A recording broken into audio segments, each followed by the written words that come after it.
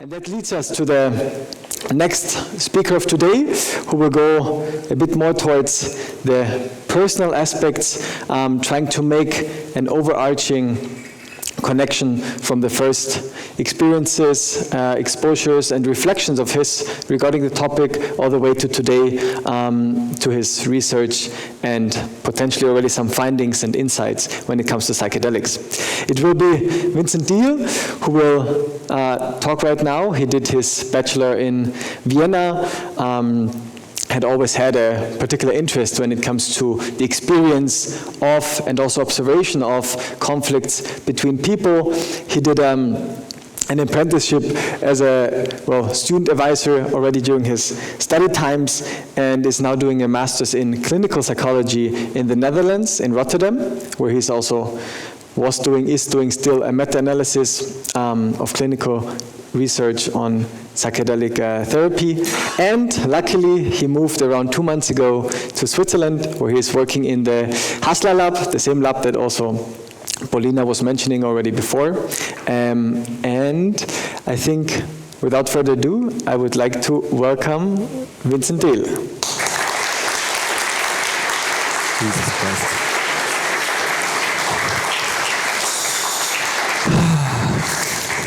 Hello. First of all, I want to say thank you for you all for coming, and I'm very grateful to be here to share my story and also where I'm right now.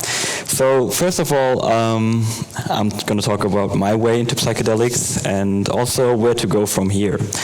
So why I want to tell you my story is to show how it is possible from, being nobody, from being a person that is interested in psychology to slowly make their way into this field, approaching people, getting to know new people, learning a lot of new stuff, and ultimately ending up here, having the opportunity to talk all of you about this very interesting topic. From there, I want to go into what I'm doing right now, the research that I'm doing, even though there's no outcomes yet, there's still a lot to talk about. And then also, what can we still do? What stays open in the future, in my opinion, and what I have seen in literature. So, like it was already said, I'm doing my master's in clinical psychology. I'm working here in the Hasla lab with Abigail, for example. She's sitting there doing her research on LSD, on the mood and neuroplasticity. And I'm also writing my thesis on experiencing trauma processing in the psychedelic experience and the so-called helioscope effect that Paulina already mentioned. I'm going to get more into that later. Good. So first of all, a little bit of a personal anecdote. From where I come from, I got into touch with psychedelic, with mind-altering substances at a fairly young age, too early, you would say, and I had some experiences that were not so nice. I had to fail, really. I had painful experiences, which led me ultimately to learn to have responsible behavior, but I really hope that nobody has to go through all of this, and that's why I also think that the work that we're doing is so important, to do harm reduction, to do education, and to try to get to people how to do this correctly. Even back then, when I was already in touch with mind-altering substances, I was heavily influenced by the opinion of my parents. You all heard the stories, people jumping out of the windows when they're taking LSD, they're getting stuck, they're staying in the trip, and this was something that was really on my mind. And it took me a long time to, have some more rational point of view on all of this. And I have to say to this, even back then, I was already deeply into psychology. Around 16, I decided I want to become a psychologist, a psychotherapist. That was long before I discovered psychedelics and what they could potentially do for all of us, or for some of us. My first introduction to psychedelics were the LSH. in the so-called Hawaiian baby wood rose. It's a substance that you can legally acquire in Germany, but I was lucky enough to have a friend that introduced me into the whole field of psychedelics in a very considerate way. He was very well read, he knew what it could do or what it couldn't do, and he slowly got me closer to understanding these substances and what I might gain from them or what they shouldn't do to me. So for my 18th birthday, he gifted me those seeds, and we had a very profound experience together, just the two of us. And here again, I want to really point out that the set and setting of this experience was immensely important. We were very well prepared. If you want to have it like that, 18-year-old, how well prepared can you be? But for that age, we read a lot. We were just the two of us in my house. We were safe, and this was really a mind-opening experience for me because of like, wow, there is a lot to it. And I really, even though having done other kinds of substances, I never had this profound feeling of connectedness that I was trying to find in yoga and other practices that I was doing back then. So this led me to further interest. So I started reading up, what's the research? It was 2016 back then, so it was still a couple of years ago.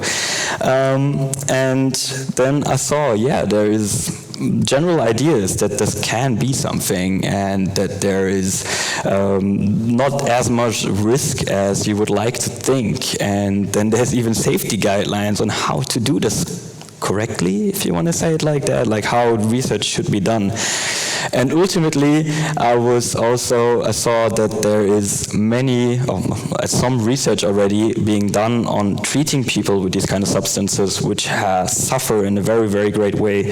Like, for example, with this study here of Peter Gasser, which is one of the pioneers here in Switzerland who brought this kind of therapy back to life. So I was really intrigued reading all of this. I was like, wow, there's a big community. There's a lot of people who are interested in this. And I also read into like Popular Media, Vice, and all those magazines who went into a little bit more diverse topics than what you would normally read. So from there on, I was intrigued for myself to say, I want to experience more and I want to get to know this better.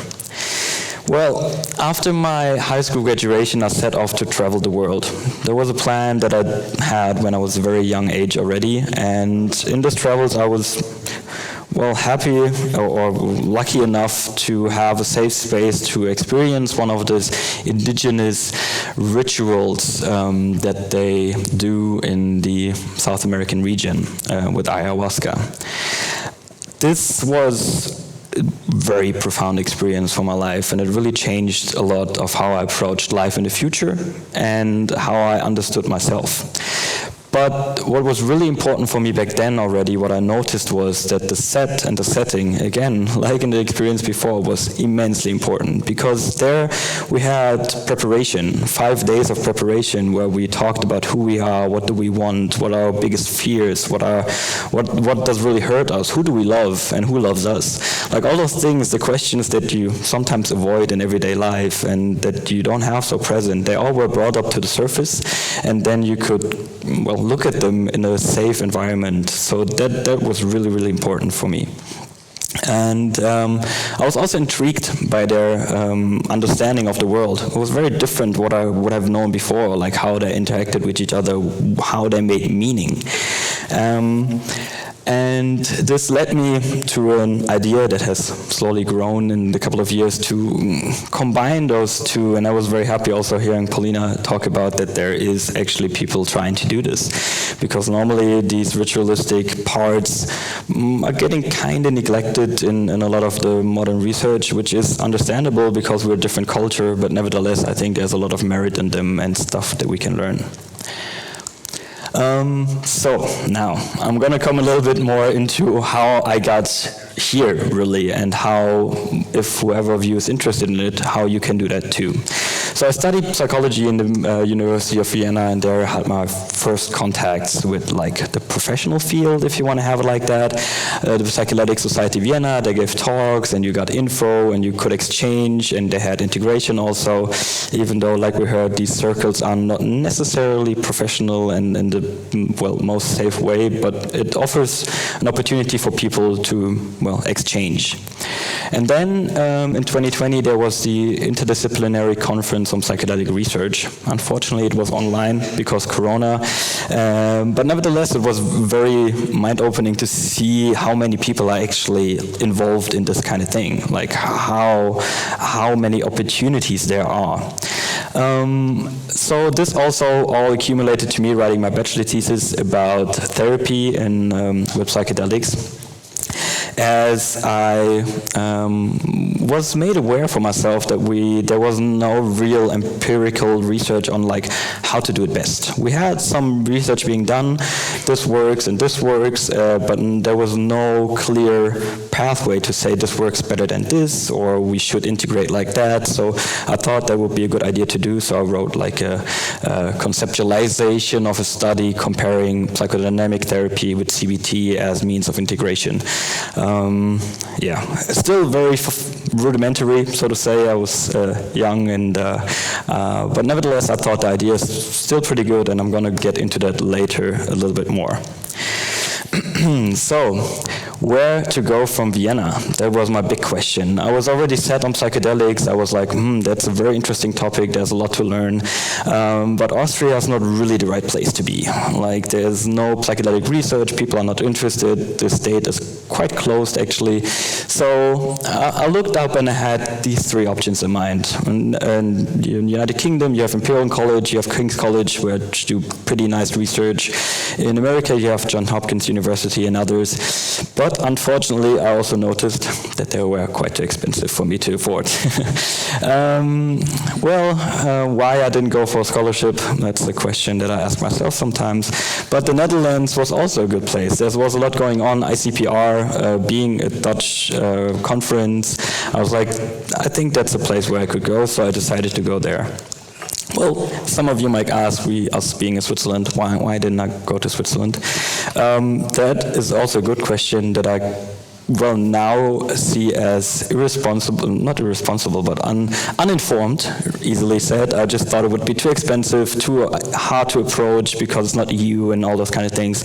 Ultimately, not a good thought. I could have come here, and ultimately I'm happy to be here now and work in the lab in Switzerland and share this beautiful country with other researchers. So now I'm going to go a little bit more into my year of 2022. And that's, I think, very interesting for people who are interested in the field. The year 2022 was really important for me as I went to the first summer school for psychedelic research in Groningen that was done. And how did I get there? When I was decided to move to the Netherlands, I was like, okay, so where do I go in the Netherlands? What can I do? Which people to approach? So I became part of ALPS, like the Amsterdam Research Association of Psychedelic Research. No, that's not completely true. And they have a list on their site where all the researchers in the Netherlands are that do psychedelic research. So I started to writing emails like crazy, like, hey, do you have an internship space? What do you do? Can I work with you? Whatever. Ultimately, it led to some answering. Unfortunately, there's no place right now, and stuff like that happens. That's no problem, like there's always, but these people answering, and they're really open. And then one person answered was like, yeah, we do the summer school. That sounds like it would be really interesting for you. So I applied and I got there, and there I met many amazing people, one of which is my colleague that I'm working with right now, also doing his PhD here in Switzerland as well. And I got to know some of the challenges of the field. You have like those pink glasses on when you read about it, like all this wonderful research and everything's going so well. But then you're also like, there's some things that we should consider that maybe not so good yet. From there, also I went to ICPR, where this even widened. You know, there's so many different fields of research, and you meet so many amazing people. There, for example, I also met Federico and Paulina, which, was a very, very wonderful encounter, which led me to volunteer at the ALPS conference last year in October, where I met Nicole, and through talking to people, being like, hey, I'm really interested, is there a research opportunity somewhere? Do you know someone, or what are you doing right now? These are my ideas.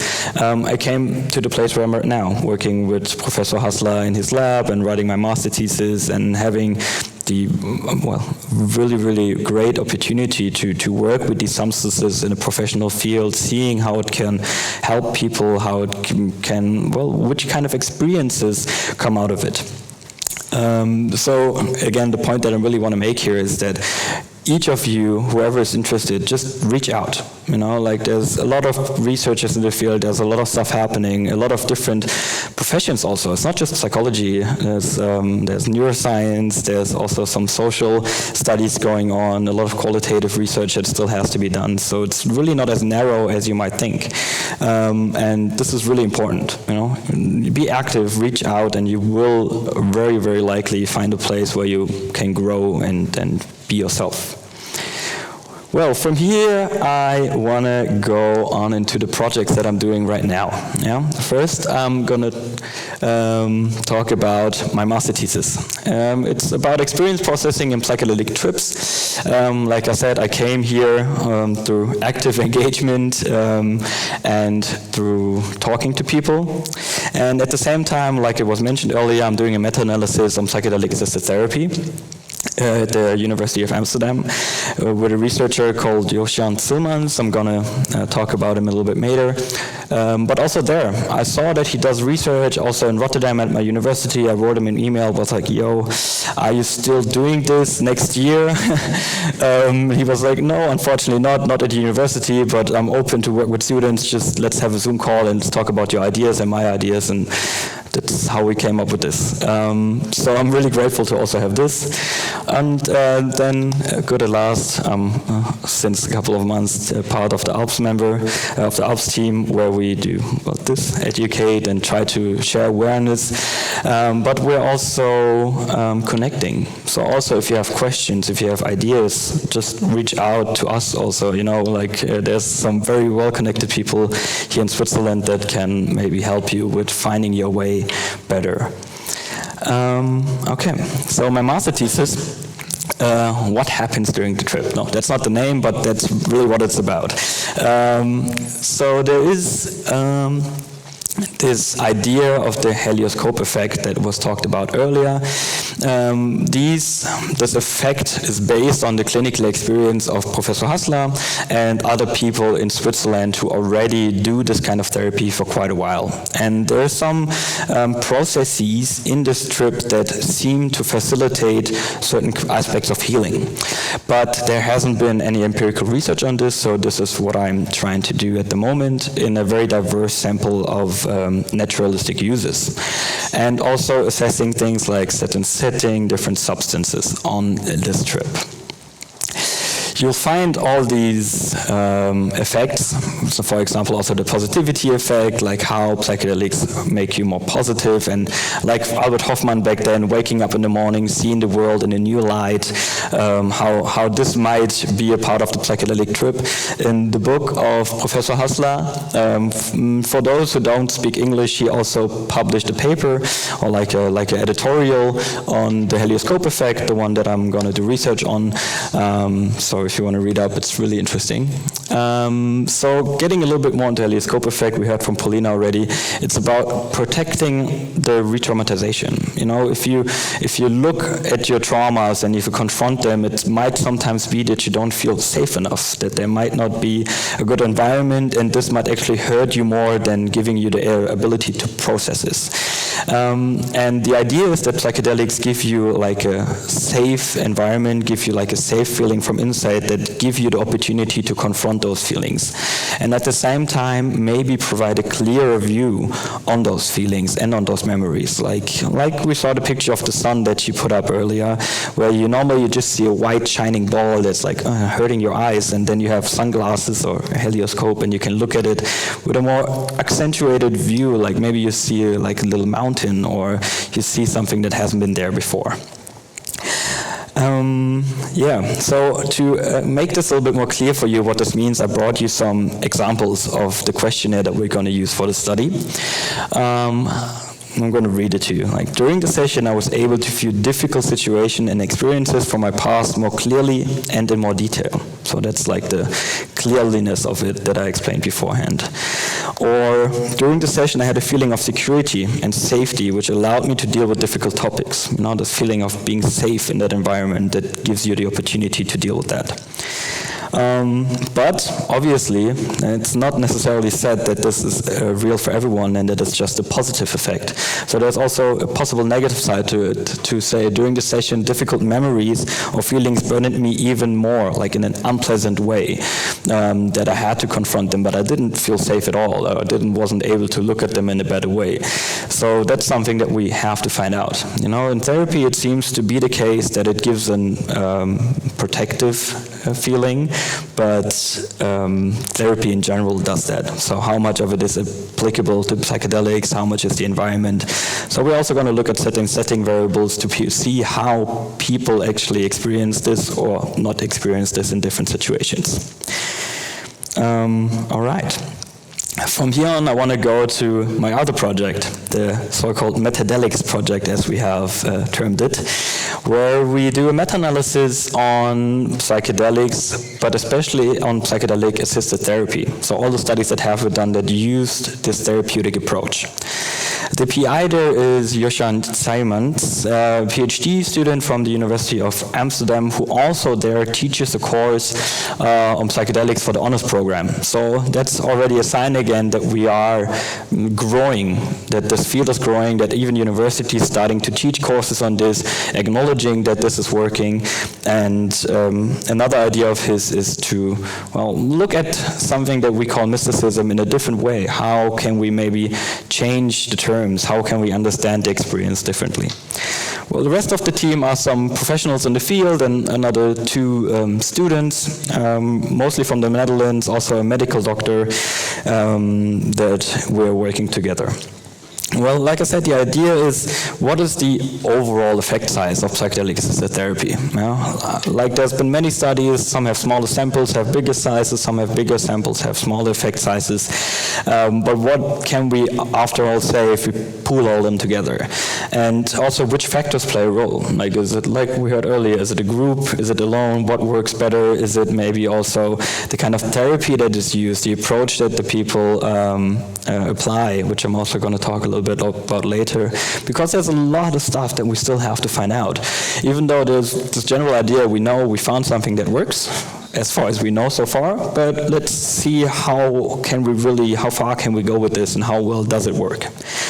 And something that we really put a big emphasis on is open science. So we're going to have this meta-analysis online, and all the data is going to be available for everyone. So every time the new study is going to be published, you can just apply it, like add it to the pile of studies that's in there already, and do the research all again, like do just the calculation again and have a new effect size, have new factors, so that we can always update this and always share our knowledge, which I think is a very important part in science these days, that we should take care of more thoroughly.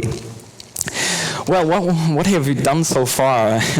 I know it's going to be a little bit funny. Unfortunately, we have not done so far yet. We've done the literature research, and we identified 2,836 studies that we included after taking out the duplicates. We did a research on PubMed and Web of Science, and we used words like different psychedelic substances like ketamine, DMT, LSD, psilocybin. And we also used the word psychedelic, and then we also looked for therapy. We didn't want to include systematic reviews or other meta-analyses because these already had some kind of calculation done. Well, the abstract screening, I was really hoping that we would be done until now, but unfortunately, jokes on me, we weren't able to because we are a very diverse team. We have a lot of other projects going on, also the other people, so unfortunately, we are not completely done. But in the work that I have done with the abstract screening, I really noticed something already emerging, and that is that the question if ketamine is really just a pharmacological agent that we should give to people as an antidepressant, or is it something that we should use in therapy? And more than 9 out of 10 of the studies that I looked at the abstracts had to be excluded from the final analysis because they weren't applying any form of therapy. They were sitting people in a room, giving them ketamine, and then those people were going home again. I don't know how many of you have taken ketamine already, but the literature says, and personal experiences tell a lot about the very intense experiences that you can have on ketamine as well. So there's this very good paper by Joost Brixema, a researcher from the Netherlands, who had done some qualitative research with 17 patients of an oral esketamine study. And there were several problems that showed because of the fact that they were not giving any proper preparation or also integration. So first of all, they had a lot of overwhelming experiences because of the lack of preparation. You know, you sit these people in a room, you talk to them a little bit, but all of the psychological effects that ketamine has, they're termed as side effects. So the real effect is supposed to be the antidepressant effect you have afterwards, but the whole experience is a side effect, really. And then some people had already very, very strong experiences on the low doses that were to like get people into the whole field. And this seems to me, and also to the points that he deducted there, as very inadequate preparation. And this led people to have difficult experiences, not being able to let go because they're not really knowing what is happening to them. And this, in fact, ultimately also influencing their future trips in a bad way, because they were like, oh, I had not a good experience last time, what's going to happen next time? And if they had come out of an experience where they couldn't let go, where they were feeling bad, they actually got more anxiety and more depression afterwards because they had the feeling of doing something wrong or not being adequately treated. So I think there's a lot of things that we can learn about this, and maybe things we should change in the future. Also about the set and setting, which I'm going to show you pictures soon and you will understand. So I really think we should include some therapeutic report, and some integration, like how was the experience like for you? What did you experience? What is actually going on inside of you? All those things that we are used to from reading psychedelic research, psilocybin or MDMA or other substances, where this is like a fundamental part of the whole therapy, is just left out in most of the ketamine research. So to put the whole set and setting also a little bit in context, I have this question for you. Would you like to have a proper ketamine trip in a room like this? Who would like to? Please raise your hands. Oh well, one person at least. So that's not too bad.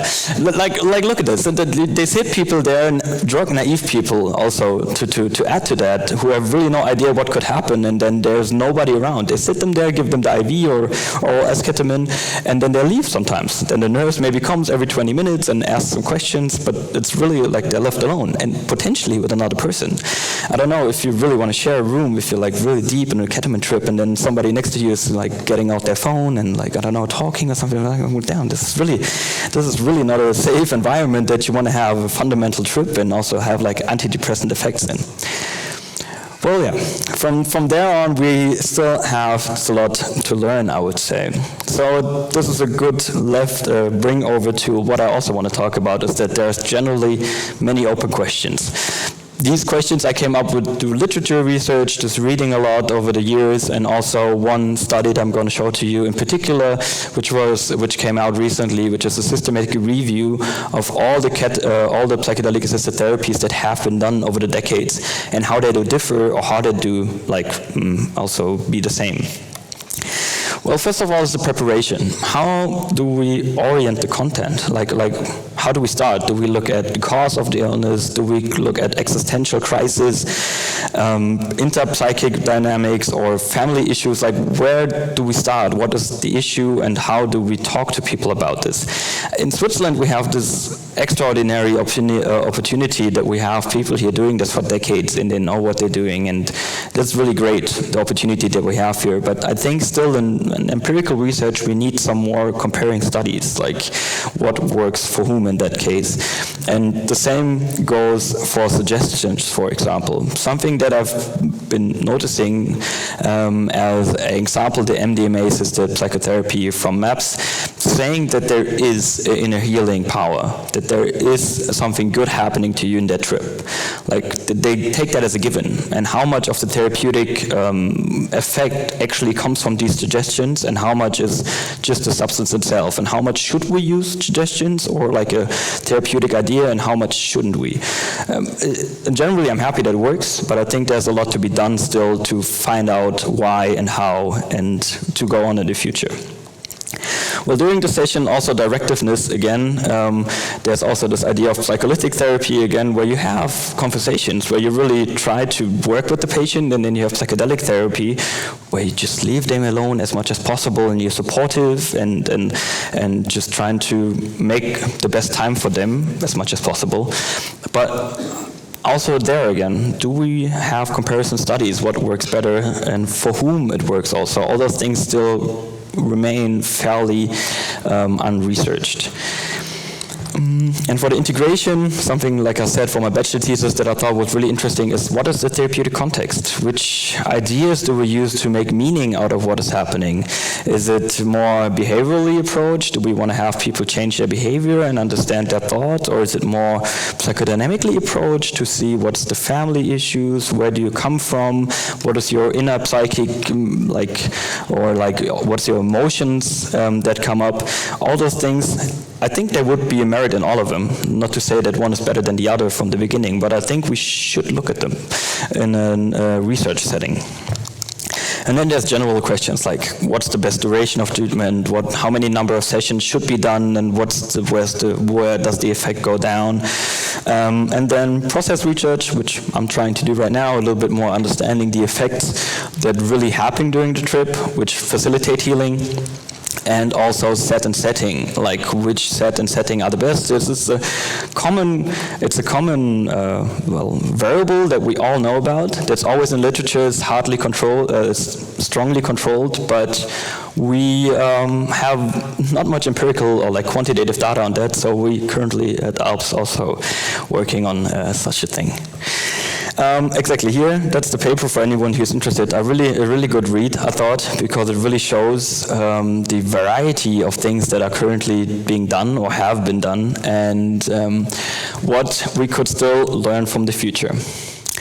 So, finishing my talk, I want to offer also for all of you who are interested in this field that we in our lab currently looking for an intern still.